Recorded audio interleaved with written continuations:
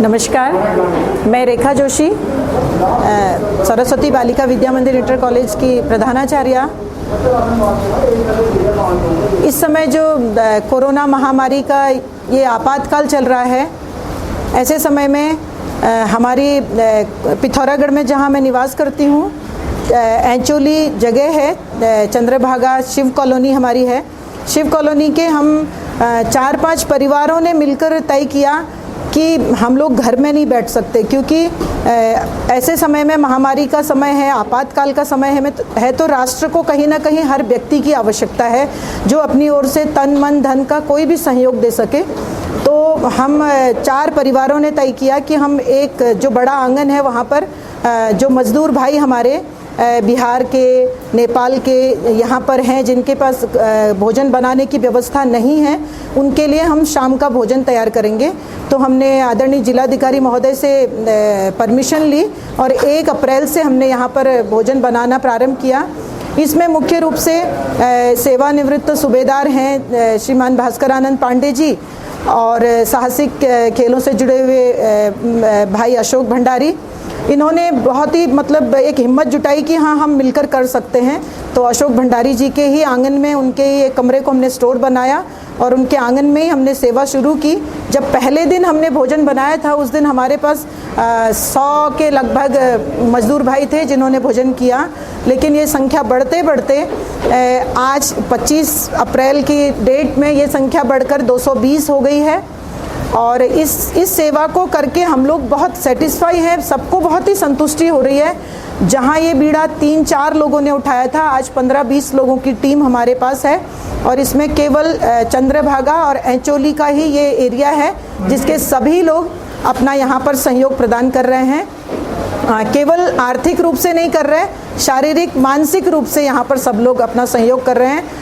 और मैं एक बात उससे बताना चाहूँगी आप सबको कि ये भोजन बनाने में युवा बच्चों का बड़ा सहयोग है। और मैंने इनके मनों में एक चीज़ पाई कि स्वादिष्ट भोजन बनना चाहिए। जैसे अष्टमी आई थी नवरात्रियों की, तो इन्होंने अष्टमी के दिन त्यौहार बनाया था, उनके लिए हलवा पूरी और सब्जी अच्छे से बनाई थी। उसके बाद हमारे नेपाली भाइयों का त्यौहार आता है, बिस्पत संक्रांत जो बोलते हैं, तो उस दिन भी इन लोगों ने त्यौहार बनाया था।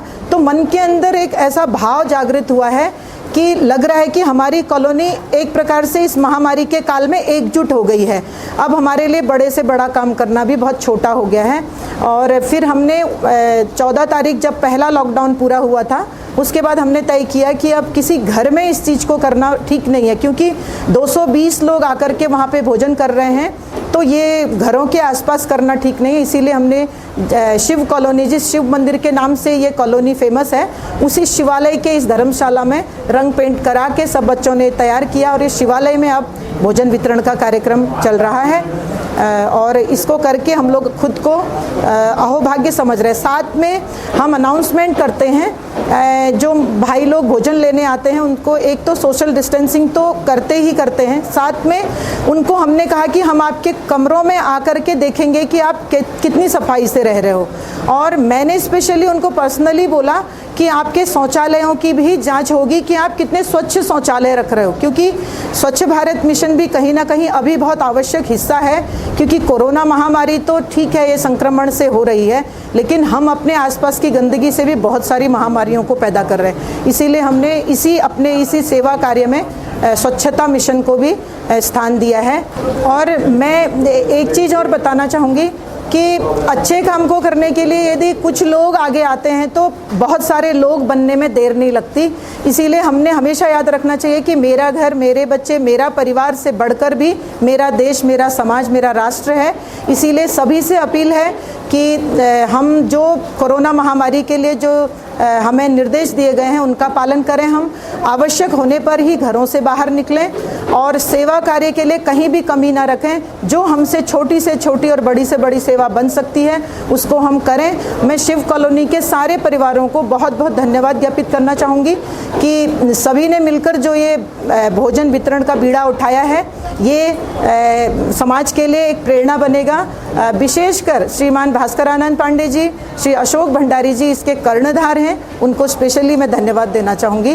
धन्यवाद। घरों में रहें, सुरक्षित रहें, अपना ध्यान दें, साथ में समाज का ध्यान दें। धन्यवाद। चंद्रभागा मोहल्ले में जो हम ये हमारे मैडम की ओर से, रेखा बहन जी की ओर से जो एक प्रेरणा सबको दी गई है, वो बहुत ही हम समझ रहे हैं कि बहुत सफलतापूर्वक हम उसका संचालन कर पा रहे हैं। लगभग 200 और उससे अधिक मज़दूर हमारे पास रोज़ खाने के लिए आ रहे हैं और हमारा प्रयास ये है कि हम उनको शुद्ध, ताज़ा और जैसा भोजन हम लोग अपने घरों में करते हैं, लगभग वैसा ही भोजन हम उन सबको करा पाएँ, पेट भर उनको भोजन करा पाएँ, ये हमारा लक्ष्य है। इस कोरोना महाकाल में हम आम जनता से भी अपील करते हैं कि सोशल डिस्टेंसिंग का पालन करते रहें और अपने घरों में रहें, और अधिक से अधिक जो हमने लॉकडाउन का सरकार के द्वारा जो गाइडलाइन हमें दी गई है उसके अनुरूप अगर हम सोशल डिस्टेंसिंग का और लॉकडाउन का पूरी तरह पालन करते हैं तो निश्चित रूप से हम अपने देश से कोरोना को भगाने में सफल होंगे। और यही प्रयास हम अपने इस छोटे से मोहल्ले से प्रारंभ किया है हमने। बहुत सारे हमारे युवा साथी और बुजुर्गवार जितने भी लोग हमारे साथ मोहल्ले के लोग हैं, सब हमारा साथ दे रहे हैं और हम सबका बहुत आभार भी व्यक्त करते हैं आपके चैनल के माध्यम से, और देशवासियों से भी ये अनुरोध करते हैं कि वो लॉकडाउन का पूर्णतः पालन करें, घर में रहें और सुरक्षित रहें। इसी तरह हम अपने देश से कोरोना को भगा सकते हैं। धन्यवाद। जब ये लॉकडाउन शुरू हुआ था 25 तारीख से, तब जो भी यहाँ पर मजदूर बाहर से आए हुए लोग थे, उनकी सेवा के लिए हमारे दिल में भाव आया। उसके बाद हमने 2-3 दिन के बाद ये शुरू किया।